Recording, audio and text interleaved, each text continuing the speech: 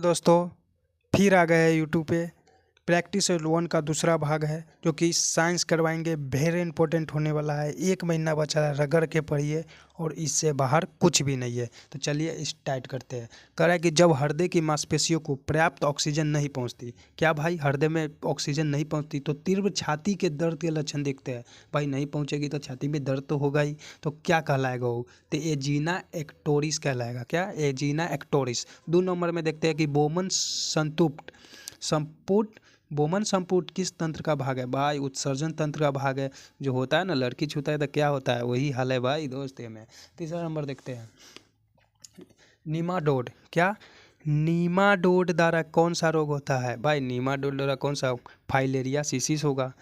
4 में कहता है कीट निम्नलिखित में से संबंधित है। कीट एनिलीडा से संबंधित है। कीट किससे संबंधित है? एनिलीडा से संबंधित है। रक्त का थक्का जमने के लिए आवश्यक विटामिन कौन सा है भाई? के।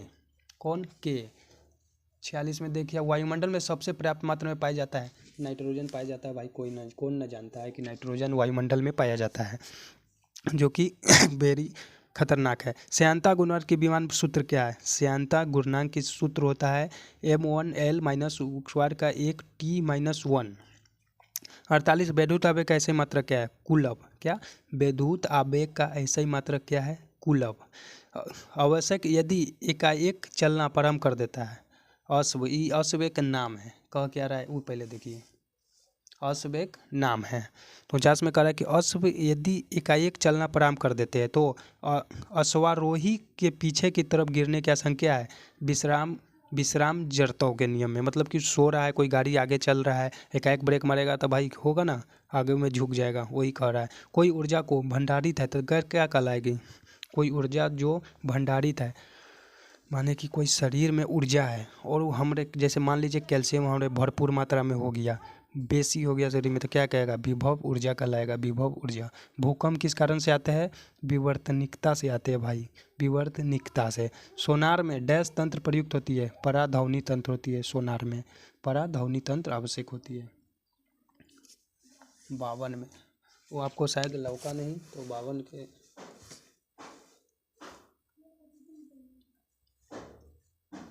52 के आपको शायद नहीं देख पाए, सॉरी।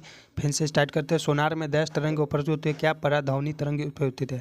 ये कह रहा है कि 1 किलोग्राम के पदार्थ के तापमान को डिग्री सेल्सियस बनाने के लिए आवश्यक ऊष्मा की मात्रा क्या कहा जाता है? तो विशिष्ट ऊष्मा धारिता कहा जाएगा। 1 किलोग्राम माने 1 kg को अगर हम किसी आग में सेल्सियस डिग्री बढ़ाने की अवस्था में रख देते हैं तो क्या कहेगा? विशिष्ट ऊष्मा धारिता कहलाएगा।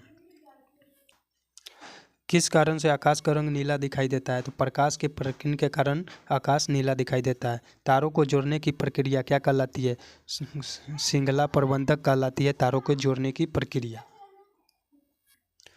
56 में कह रहा है दोस्त कि लोहे की तीली से भरी एक नाव तालाब के पानी में तैर रही है। जब लोहे की तीली को हटा दिया जाए तब पानी का स्तर क्या घटेगा? पानी की स्तर घटेगा, क्योंकि लोहा जब ऊपर चढ़ लेगा तो नाव थोड़ी सी अंदर घुसी रहेगी, दबी रहेगी। अगर उसको लोहा हटा दिया जाए तो पानी नीचे की तरफ चल जाएगी तो घटेगी। 57 नंबर देखते हैं। वह तत्व वह तत्व जिसका परमाणु क्रमांश एक परमाणु भार समान होता है। हाइड्रोजन का परमाणु समान होता है। सूर्य के द्वारा विकृत ऊर्जा का कारण नाभिकीय संलयन। सूर्य के द्वारा विकृत ऊर्जा होती है। समूह 18 के तत्वों को कहा जाता है अक्रिय गैस कहा जाता है। समूह 18 के तत्वों को। 60 नंबर कह रहा है दोस्त कि प्लास्टर ऑफ पेरिस में निम्न में से कौन सा धातु पाया जाता है? तो कैल्शियम प्लास्टर ऑफ पेरिस में पाया जाता है। मीथेन CH4 के अणु है, केवल एक अबंध है। CH4 मीथेन होता है। ये एक क्वेश्चन है, याद रखिएगा। निम्नलिखित में से सत्य कथन है? कौन भाई? H2O सहयोगी यौगिक है। ये तो बात सही है। कॉपर सल्फेट अयोगी यौगिक नहीं है, ये भी गलत है। ऑक्सीजन अणु में एकल सहयोगी अबंध है, ये गलत है, नहीं है। तो ये गलत है, ये भी गलत है। CH2 में सहयोगी यौगिक है H2S में। 63 नंबर देखिएगा, जो कि हर एग्जाम में एक न एक ऐसा क्वेश्चन रहता है। निम्नलिखित में कौन सा रासायनिक परिवर्तन का एक उदाहरण है? जल का बर्फ बनना, बर्फ का पिघलना, लकड़ी का जलना, चीनी का पानी में घुलना। तो लकड़ी का जलना, जब लकड़ी जलता है तो राख बनता है जो कि उपयोग में आ जाता है। धुआं निकलता है जो कि खतरनाक बन जाता है। तो ये है लकड़ी का जलना, रासायनिक परिवर्तन। गलमेंट किसका मिश्र धातु होता है? कह रहा है कि बंदूक किसका मिश्र धातु से बनता है दोस्त? CuSN तथा जिंक। ये सबसे बनता है। रेडियोधर्मिता, रेडियोधर्मिता की खोज किसने की थी? तो भाई हेनरी बेक्यूलर ने की थी। कौन नहीं जानता है कि हेनरी बेक्यूलर ने की थी। 66 में देखिएगा कि क्या कर रहा है, कह रहा है कि एक ग्रुप के तत्व का सामान्य गुण है, क्या है भाई? संयोगी इलेक्ट्रॉनों की संख्या। बात सही है कि एक ग्रुप तत्वों का सामान्य गुण होता है संयोगी इलेक्ट्रॉनों की संख्या। बिहार की स्थापना कब हुई की गई थी? 1912 में की गई थी। बिहार का कौन सा शहर 5 पहाड़ियों से घिरा है? बाप रे, कौन सा? भागलपुर घिरा है। 57वें ज्ञानपीठ पुरस्कार से किसे सम्मानित किया गया? 57वें ज्ञानपीठ पुरस्कार किसे दिया गया? दामोदर मोजो को दिया गया। इसको दामोदर मोजो को। 69 में, सॉरी दोस्त, 69 में आपको दिखाई नहीं दिया, अब देख लीजिए। कभी कभी मिस्टेक हो जाता है। 57वें ज्ञानपीठ पुरस्कार किससे सम्मानित किया गया? दामोदर मोजो को किया गया। ये तो आपको बता दिए, एक बार देख लीजिए।